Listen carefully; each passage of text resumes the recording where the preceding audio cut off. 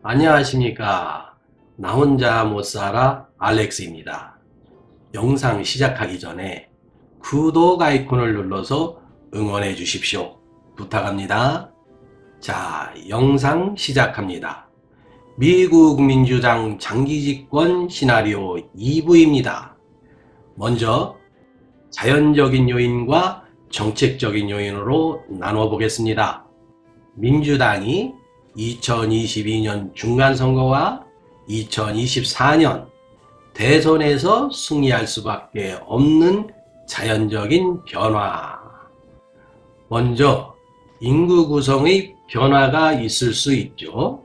첫 번째로 2020년 미국 인구 센서스에 의하면 캘리포니아는 하원 자리 한 자리를 잃게 되었고, 공화당 지지세가 강한 텍사스와 플로리다는 증가하게 되었습니다. 그런데 이렇게 이동한 인구층은 어디일까요? 공화당 지지층일까요? 아니면 민주당 지지층일까요? 당연히 민주당 지지층이죠. 왜냐고요? 민주당은 서민층과 저소득층이 지지를 하고 있는데, 공화당은 비교적 상대적으로 생활이 안정된 소득층에서 지지를 합니다. 거주지 이전이 많은 계층은 서민층이죠. 두 번째로 2016년과 2020년 대선 득표 결과를 보면 전체 유권자의 득표는 민주당이 공화당보다 많았습니다. 하지만 미국의 선거 시스템 때문에 2016년에 민주당 힐러리가 300만 표 차이로 승리를 했으면서도 공화당 소속인 트럼프가 대통령이 된 것이죠. 이 선거 시스템에 대하여 개정이 필요하다는 미국 정치인들이 증가하고 있기 때문에 곧 어떤 법 개정의 시도가 있을 것입니다. 세 번째는 3년 후인 2024년에는 공화당의 중요한 지지층인 시니어 및 노인층 유권자가 약 1000만 명가량 줄어드는 반면, 민주당 지지 가능성이 높은 밀레니얼 유권자들이 약 1000만 명 이상 새롭게 등장하게 됩니다. 네 번째는 공화당 지지층 중에서 기독교인을 빼놓을 수가 없는데요. 특히 백인 크리스천의 트럼프 지지율은 70% 이상으로 매우 압도적으로 높았습니다. 그런데 과거 수년 전부터, 그리고 현재도, 그리고 앞으로도 크리스천의 숫자는 계속 감소할 것입니다.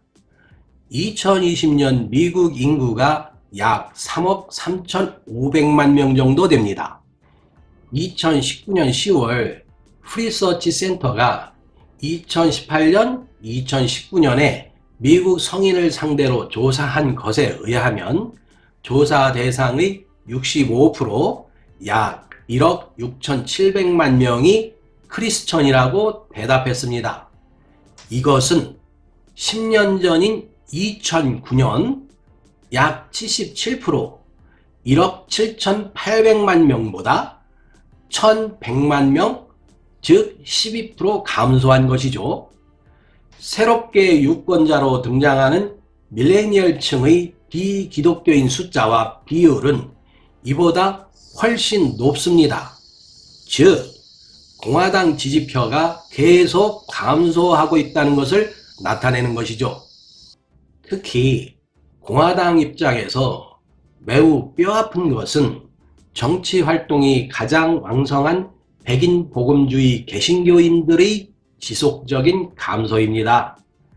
2009년에는 19%였는데 2019년에는 16%로 3%나 감소했습니다. 2024년에는 얼마나 감소를 할까요? 최소한 1% 이상은 감소하지 않겠습니까? 여기서 미국 사회의 자연적인 변화만으로도 2020년 대선보다는 2024년 대선에서 수만 명 이상이 공화당에게 등을 돌리고 민주당 쪽에 표를 몰아줄 것으로 추측이 가능하죠. 자, 여기까지는 민주당이 2024년 대선에서도 집권할 가능성이 많은 미국 사회의 자연적인 변화에 따른 요소들이었습니다. 반대로는 공화당이 패할 수밖에 없는 미국 사회의 자연적인 변화가 되겠죠. 자, 그러면 이제부터는 바이든과 민주당의 정책 추진에 의한 민주당 장기 집권 전략을 알아보겠습니다. 이것은 시대적인 상황과도 매우 적절하게 잘 맞아떨어지는 정책들이죠. 자, 이제부터 민주당의 지지층을 확대하기 위하여 추진하는 바이든과 민주당의 정책입니다. 공화당 지지층의 많은 저항력을 끌어안기 위한 대학 학비 무료 지원, 지난 10년 동안 인상되지 않은 연방 최저임금 2배 인상, 매월 자녀 양육비 지원 등 가정경제 지원 정책, 인종차별 증오 범죄 강력 처벌, 코로나19 재난지원금에 의한 국가경제 호황, 이민정책에 의한 인구 증가 정책 등으로 서민층과 저소득층의 소득 향상을 추구하고 있고, 이러한 정책들은 공화당 지지층의 표심을 뒤흔들어서 민주당으로 향하게 할 것입니다. 우선 먼저 교육 정책입니다. 공화당의 지지층 중에서 고졸 이하의 저학력자가 많았습니다. 공화당의 지지층 중에서입니다. 이들의 표심을 민주당으로 끌어들이기 위하여 바이든이 들고 나온 것이 2년제 커뮤니티 컬리지 수업료 면제, 소득 수준에 따른 4년제 국공립대학교 수업료 면제 정책입니다. 이 정책에 의해서 공화당의 지지층 중에서 고졸 이하의 저학력자들은 고학력으로 상승하게 되고 사회적으로 좀 더 안정된 일자리를 갖게 될 것입니다. 그렇게 되면 2024년도에 그들의 표심의 방향이 민주당으로 기울어질 것이라는 것은 쉽게 알 수 있는 것 아닐까요? 여기서 잠깐 2016년 민주당 힐러리와 공화당 트럼프의 지지 투표 학력을 분석해 보겠습니다. CNN이 에디슨 리서치를 이용해 발표한 바에 따르면 대졸 미만 학력의 투표자 중 52%가 트럼프를 찍었습니다. 대졸 미만이라면 고졸까지의 학력을 말하는 것이죠. 이것은 힐러리가 기록한 44%에 비해 8포인트나 높은 것으로 8포인트 이상이 트럼프를 지지했다는 겁니다. 백인 유권자만 놓고 봤을 때 그 차이는 더욱 커집니다. 대졸 미만 학력을 가진 백인은 힐러리를 28%만 지지했고 트럼프에게는 무려 67%의 지지를 보냈습니다. 39%의 커다란 격차인 것이죠. 이것은 집계를 시작한 1980년 이래 최고의 차이를 나타낸 것이었습니다. 그리고 또 한 가지 매우 중요한 정책은 현재 서류 미비자로서 일부분 합법적인 혜택을 받고 있는 다카 신분의 예비 유권자들의 신분을 실질적인 유권자가 되도록 시민권을 조속하게 부여한다는 정책입니다. 이것은 그들 부모와 친인척의 표심에도 영향을 줄 수 있는 것이기 때문에 파급력이 굉장히 클 것입니다. 따라서 이 또한 민주당이 장기 집권으로 가기 위한 매우 중요한 포석이 되는 것이죠. 다음은 가정경제 문제에 관한 겁니다. 지난 10년 동안 시간당 7.35달러였던 연방 최저임금을 시간당 15달러로 올리는 겁니다. 소득 증대는 윤택한 생활을 할 수 있다는 희망을 갖게 하는 것이죠. 또 중산층이 이 나라를 만들었고 노동자들이 중산층을 만든 것이라고 하면서 내세운 가정 경제를 위한 구체적인 부양 내용을 보겠습니다. 약 1조 8천억 달러 규모의 아메리카 패밀리스 플랜을 제시하면서 프리스쿨의 모든 3살, 4살 아이들을 무료로 보낼 수 있도록 하겠다고 했습니다. 서민이나 저소득층 가정에게는 굉장히 큰 도움을 주는 것과 동시에 아이들의 지적 수준을 높이게 되는 것이죠. 국가 경제 문제입니다. 수많은 경제 전문가들은 미국 경제가 2023년까지 지속적으로 성장할 것이라고 예측하고 있습니다. 바이든 정부는 그것을 더욱 촉진시키기 위하여 약 4조 달러 규모의 부양안을 들고 나왔습니다. 공화당이 퍼주기 정책이라고 비난하지만 민주당은 당장 미국 국민 경제가 살아나야 한다는 것이죠. 사실 이렇게 돈을 풀면 경제 활성화는 당연히 되는 것이고 그 일부는 세금으로 다시 돌아오기 때문에, 그리고 기축통화 달러를 가지고 있는 미국이기 때문에 혼란 없는 경제 발전이 될 수 있는 것이죠. 그 덕분인지 2021년 4월 현재 미국 경제가 18년 만의 최대 성장을 기록하고 있습니다. 이것은 일자리 창출과 매우 긴밀한 관계로 이어지게 되는 것이죠. 선거제도 개선을 들 수 있습니다. 미국은 주 정부에서 각기 다른 선거 관리 제도를 가지고 있죠. 지나친 독립성 때문에 연방 차원에서는 다소 혼란이 있는 것도 사실입니다. 이것을 어떻게 개선하는가도 장기 집권을 위한 민주당에게 매우 중요한 것입니다.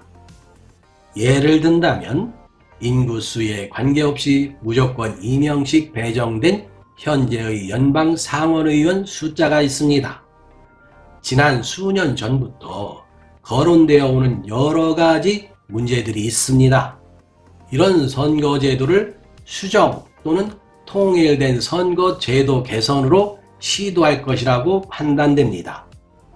경쟁자 활용 전략 또한 트럼프의 사법처리 방향에 따라서 공화당은 헤어날 수 없는 수렁으로 빠져들 것입니다.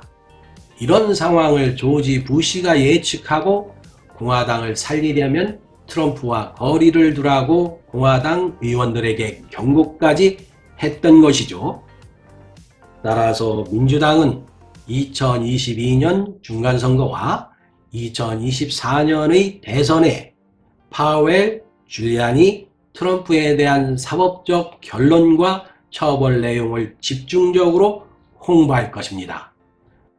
동시에 서민층과 저소득층이 선거인 등록을 할 수 있도록 많은 장치를 마련할 것이고, 민주당 지지층이 선거에 적극 동참할 수 있도록 어떤 방법, 어떤 조치를 취해 나갈 겁니다.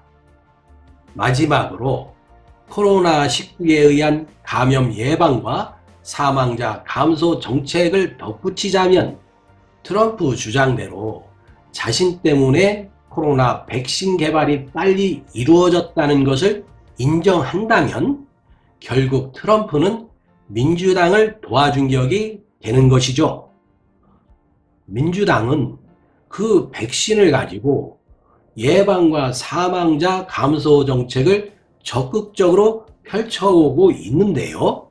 그 결과가 감염자와 사망자가 감소하고 있다는 수치로 나타나고 있습니다.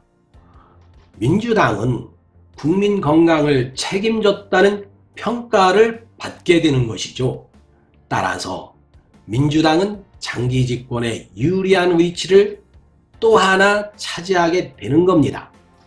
동시에 외교적으로는 더욱 존경받는 국가, 부러움을 사는 국가, 세계 리더 국가로서 미국이 끝까지 위치하고자 전 정부가 펼쳐온 독선적인 미국 우선주의 정책을 버리고 동반자적 미국 우선주의 정책으로 세계의 리더가 되고자 하고 있습니다. 즉, 지난 4년 동안 미국 사회가 거친 사회로 변하고 추락한 국제 위신을 회복하고 안정을 찾기 위해서는 바이든과 민주당이 2022년 중간선거와 2024년 대선 기간을 승리로 장식해야 하는 것이죠. 이상과 같은 미국의 자연적인 변화와 바이든과 민주당의 정책에 의하여 민주당의 장기 집권은 이루어지게 될 것입니다. 이것으로 미국 민주당의 장기 집권 시나리오 1부, 2부를 모두 마치겠습니다. 나름대로 열심히 만들었습니다. 도움이 되셨으면 하는데요. 그리고 보내주시는 응원이 매우 큰 힘이 됩니다. 구독, 좋아요, 알림 설정, 댓글까지 한 소절 부탁 올립니다. 건강하십시오. 감사합니다.